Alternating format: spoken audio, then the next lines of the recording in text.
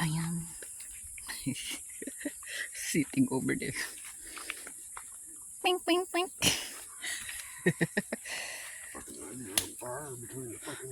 Ayan.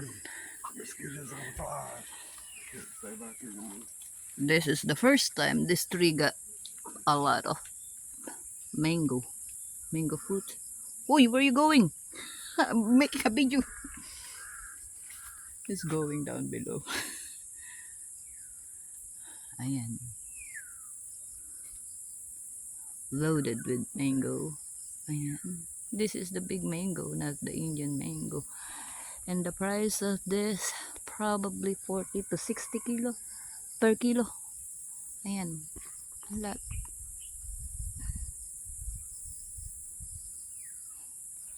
First time though, for a very, very long time.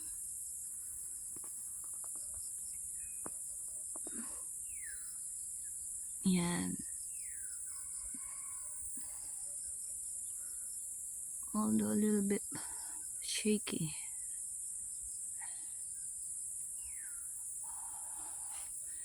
Even to this one. We just need to put more fertilizer. Even on the bottom. Ayan.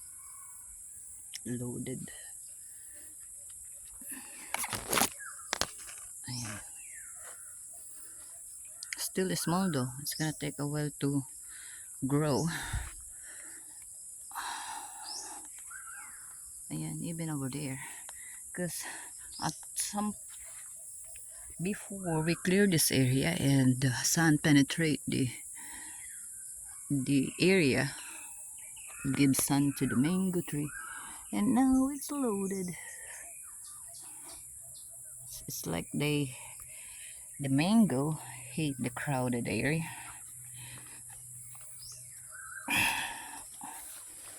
Ayan. So hopefully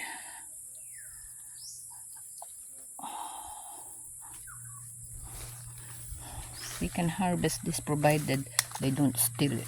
Even at the bottom. Ayan.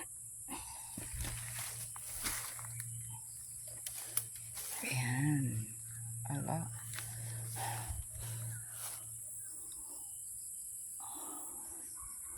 Oh, even over there too. It's hard to show on video. Ayan.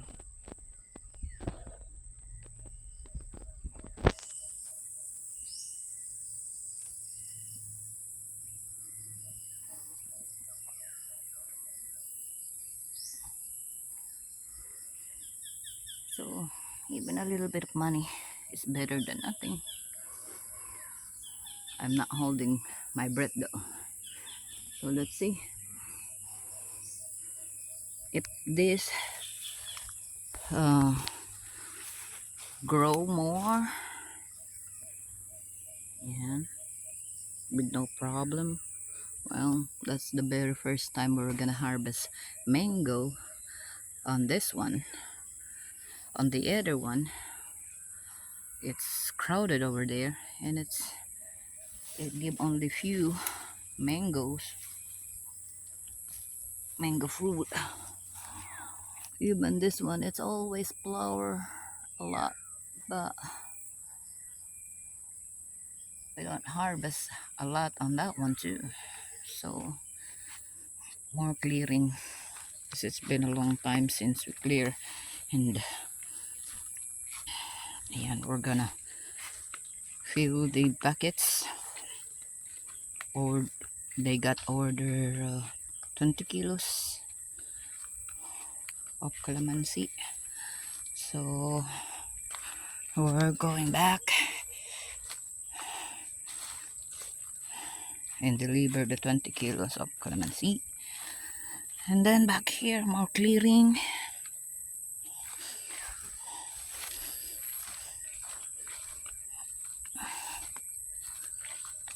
Go on my pouch. It's always look good on me. It has a smell though. Okay, thank you for watching. This is an update of what we're doing here. We harvested. Ayan.